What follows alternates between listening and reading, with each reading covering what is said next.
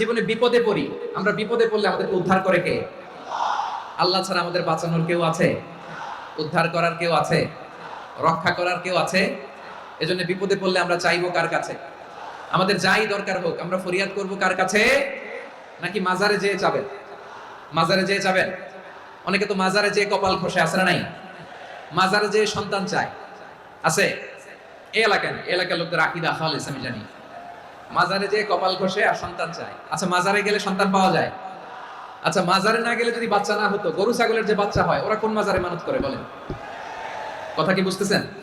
এই যে প্রতি বছর গরু ছাগল ভেড়া এগুলো যে বাচ্চা দেয়, এরা কোন মাজারে যে মানত করে? এজন্য চাইতে হবে একজনের কাছে, তিনি কে?